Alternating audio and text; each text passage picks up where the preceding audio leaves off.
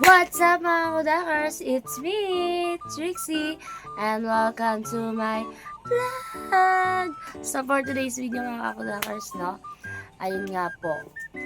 For today's video, for today's vlog, so ayun nga mga kudakers, syempre yung mga marites sa amin. May marites sa amin, syempre kahit saan naman lugar, may mga marites mga kakudakers. Ayun na nga, syempre, pumasok na sa work ako. Ayun, syempre, may nagmamarites pa rin. Kahit nasa trabaho tayo, syempre, di mawawala yun. Yung pag-chat-chat, ayan. Di mawawala yan eh. Meron daw pong 5-6. May 5-6 daw. 5-6 ah. Ayan, ako may 5-6. Ayan. Excuse po. Ayan. Meron daw pong 5-6. Kasi, ang natatanggap lang namin, simula kahapon, hanggang ngayon, is 5.2 na high tide. Buti pa iyon, nakarating sa amin. Nasa harapan na po ng bahay namin, yung 5.2 na high tide.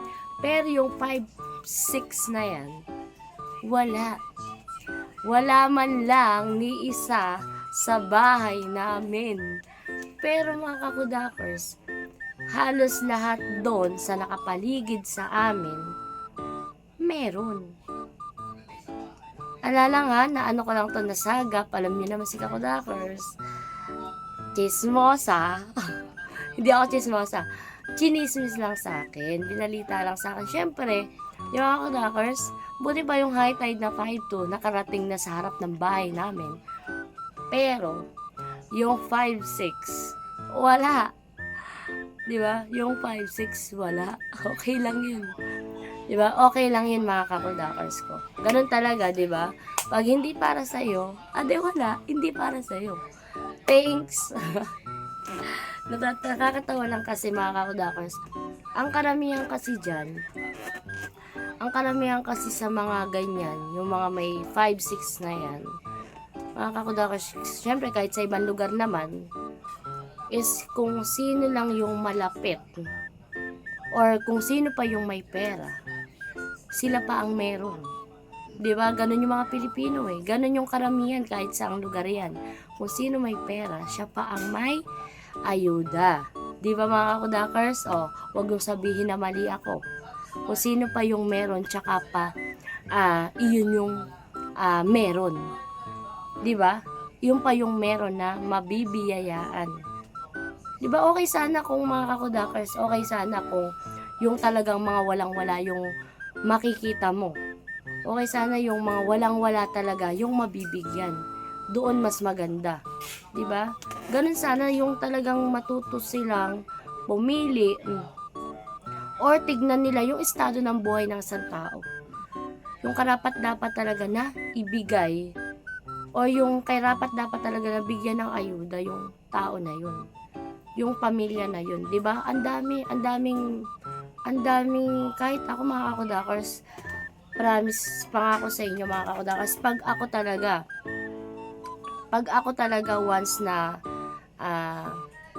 yung magkaroon roon makaluwag-luwag, talaga papakita ko na ng mga kakudakers and sa mga tao, papakita ko lang sa ibang tao na, ang tawag dito, yung tumulong ba.